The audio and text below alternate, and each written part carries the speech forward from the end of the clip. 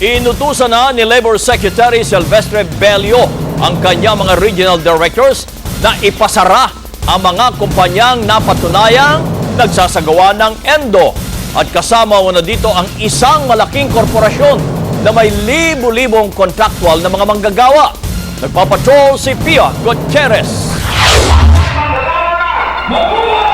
Sa labas ng Labor Department, muling giniit ng militanteng grupo ang matagal ng panawagan na tigilan ng endo at kontraktualisasyon sa trabaho. Sa loob ng ahensya, full force naman ang iba't ibang labor group sa dialogong ipinatawag ni Secretary Silvestre Bello. Sa meeting, iprinisinta ang panukalang win-win solution ni DTI Secretary Ramon Lopez. Sa proposal na una ng pinalakpakan ng mga negosyante, ang manpower agency na at hindi ang principal na kumpanya ang magkakaroon ng responsibilidad na gawing regular ang mga trabahador na kanilang idinideploy. Kasama rito ang obligasyon na bigyan sila ng sapat na benepisyo tulad ng SSS, PhilHealth at 13th month pay.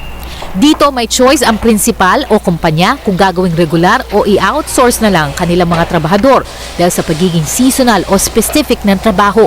Agad itong pinalagaan ng labor groups. Binibigyan pa ng option ang mga employers na pwede mag-hire sila through service providers. So it will proliferate, perpetuate yung use of contractual labor. Sabi nila hindi lang papatayin ng panukala ang mga labor union, mas lalo pang malalagay sa alanganin ang security of tenure ng mga manggagawa. Paano na ngayon kapag pinutol ang kontrata ng principal doon sa mga manpower agencies? Ano na ngayon mangyayari sa mga manggagawa? Gid naman ni Bello, ito ay panukala pa lamang at magkakaroon din ng pagkakataon na magharap ang business at labor groups sa isang dialogo. Gid ng kalihim, on track ang DOLE sa target na bawasan ng may 50% ang practice ng endo bago matapos ang 2016. Before I leave for Oslo, we will be suspending some business establishment who have been found violating the law on contractualization. Kasama umuno sa masasampulan ang isang malaking korporasyon na mayroong 7,000 kontraktual na manggagawa.